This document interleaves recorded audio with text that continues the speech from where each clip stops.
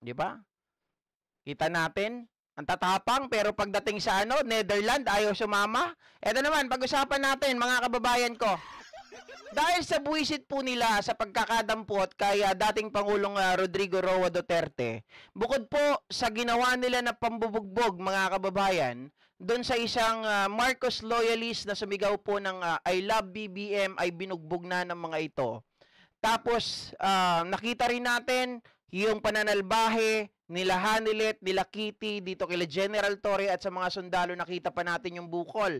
Hindi lang po yan, mga kababayan, mas malala na po ang ginagawa ngayon ng mga kampo ng mga Duterte. Particularly mga DDS, mga panauhing pantanga at yung mga supporter na tanga, di ba? Ang ginagawa po nila ngayon, mga kababayan, pinagpaplanuhan na po nila na patayin itong si Pangulong Bongbong Marcos Jr. Paano? Sa pamamagitan daw po ng PSG, mga kababayan, mga ka-GP Natics. May nakuha akong isang screenshot na kung saan po talagang humakot ng napakaraming negatibong komento, reactions at marami pang iba. Ito po, mga ka-GP Natics. Eka ha. Ayan. Ito po, sabi nung Rego, actually hinanap namin yung pangalan na Rego sa Facebook. Kaya lang siguro dahil hindi friend, hindi po mahagilap. Mga ka-GP natin, sabi niya, calling the PSG, Presidential Security Group. Magpakabayani kayo. Barilin nyo na sa ulo, barilin nyo na ulo ni Marcos Jr. para matapos na ang lumalalang problema sa bansa. Absolute pardon naman kayo niyan for sure. Pag iba na makaupo, please, para sa bayan. Kita nyo, mga kababayan, alam nyo yung mga taktikang ganito, ito yung taktika ng mga masasabi natin, sawa na sa buhay nila. Hindi, sabihin po natin na talaga na itong mga taong ito ay very frustrated na, o sabihin natin na wala nang ibang paraan para sa kanila. Dahil talagang walang-wala na sila. Yung tipong lahat gagawin na. Desperado, mga kababayan. Desperado na yung mga taong ito na makaupo sila sa pwesto. Di ba si Harry Roque? Iniisip ko nga parang style ni Harry Roque yung ganito. Di ba? Ang style ni Harry Roque, sabi niyang ganon, pumunta na kayo sa EDSA. Magtipon-tipon na kayong lahat dyan para maipakita natin yung suporta natin kay Tatay Digong. Dahil sumusobra na ganito ganyan, kung ano-ano mga pinagsasabi niya. 'Di ba? Tapusin na natin ang kanilang pamumuno. Mga kababayan, yung style na yon kay Roque, ibinabala niya yung mga kababayan natin, yung mga nasa opposing party o sabihin natin nasa kabilang pader.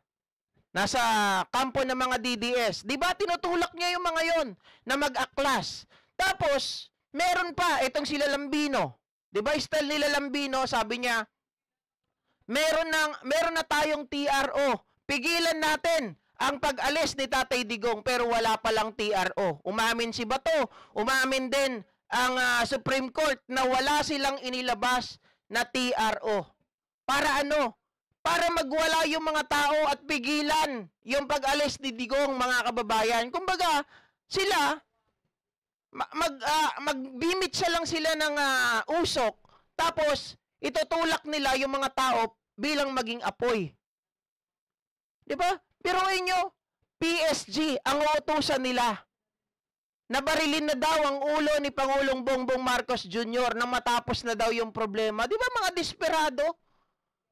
Okay lang daw yun kasi absolute pardon naman daw kapag napalitan na etong si Marcos, kapag Duterte na ang naupo. Kasi sure sila Pag halimbawa, si Pangulong Bongbong Marcos na wala, through succession, si Sara ang uupo. Pag naupo yan, mga kababayan, ang mangyayari, lahat ng mga kaso nila, may erase. Lahat ng mga katarantaduhan nila, naku po, lalala na naman ang problema ng bansa.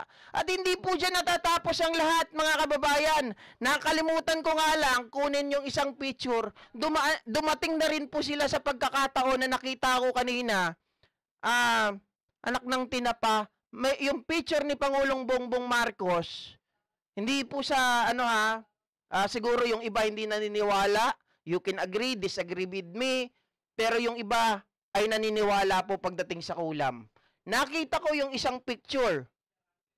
Si Pangulong Bongbong Marcos, picture niya nakalagay sa isang manika at tinutusok na po nung isang tao na ang tingin ko ay may maitim na aura. Biruin nyo, pero hindi naman kayo mananalo eh. Mga kababayan, dahil marami po ang nagdadasal para sa Pangulo, marami po ang nagdadasal para sa kanyang kaligtasan. Kaya, yung gumagawa nun, yung nag-iisip nun, mga kababayan, hindi kayo magtatagumpay. Babalik lahat sa inyo yung ginagawa nyo kay Pangulong Bongbong Marcos. Biruin nyo? At ito pa, mga kababayan, no? Etong matindi. Ang ginawa nila, ginawan na po. Ayan, no? Ginawan na, RIP buang-buang, cause of death, gikuha na sa Ginoo kay Way Claro. Ano bang ibig sabihin yan? Pero ang isa lang naiintindihan ko, RIP buang-buang.